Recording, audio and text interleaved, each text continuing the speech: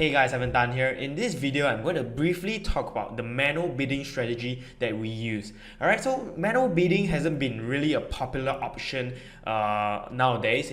It's been a while since everyone has been using auto bid, right? It's the more popular option nowadays, right? Or the lowest cost bid. Alright, nowadays manual bidding is a little bit more complicated and it doesn't used to work as good as before, right? So sometimes we still try and spend some money into manual bidding to see, we test it once in a while to see if it's working as good as before. Sometimes it works good, sometimes it doesn't. So there isn't really much consistency to it.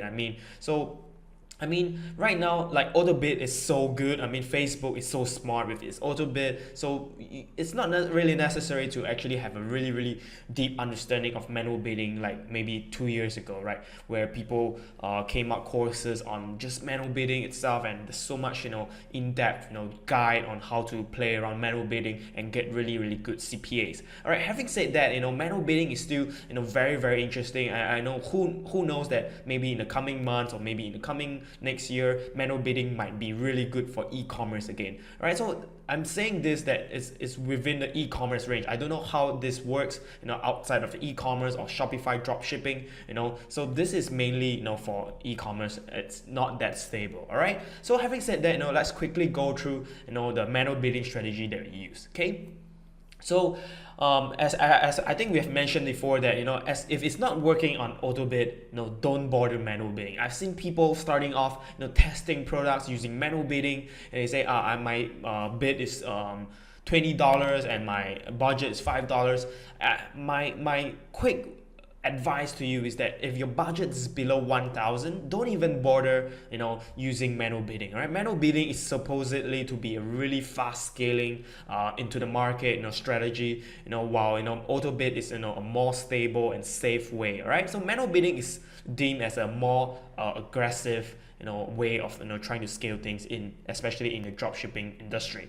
All right, so if it doesn't work on auto bid, don't even bother going into manual bidding. Some people have asked me, oh, maybe it doesn't work on auto bid, maybe it might work with manual bid, right? So don't even bother that. You're wasting time. Okay, if it doesn't work on auto bid, don't even bother on manual bid. All right, that's it. All right, so that's conclusion from us. So be sure if it doesn't work on auto bid, don't bother on manual bidding. All right, okay, so let's continue, all right, and quickly talk about how we do our manual bidding. All right, so once you have found using all the different strategies that we've taught you, if you found a specific ad set that has found a winning a specific ad set that's doing pretty well, the quickest way to actually convert it into manual bidding is to actually duplicate that ad set and keep that remaining ad set. Do not change anything at the winning one, right? Because you're already earning money from the specific asset and you're winning, right? So you do not want to actually adjust too much things in that one. So the fastest way you can do it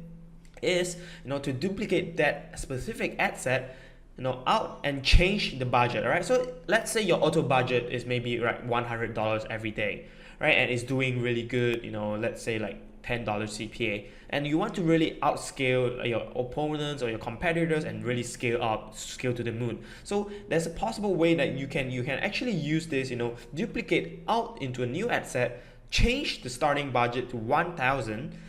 Don't worry, it won't spend that quickly. All right, so I put there because sometimes when you put 1,000, it doesn't mean it's gonna spend 1,000 because it's manual bidding and your bid makes a huge difference.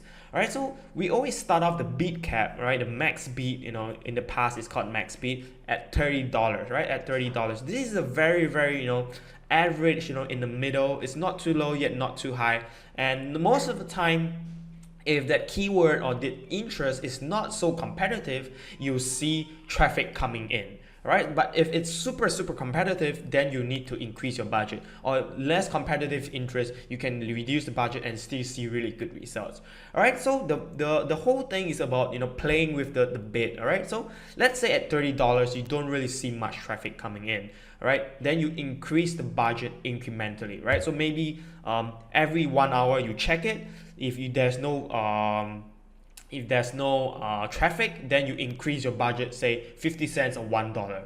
And after like increasing like a few times, if you still don't see traffic, then you have to keep on increasing, all right? Increasing.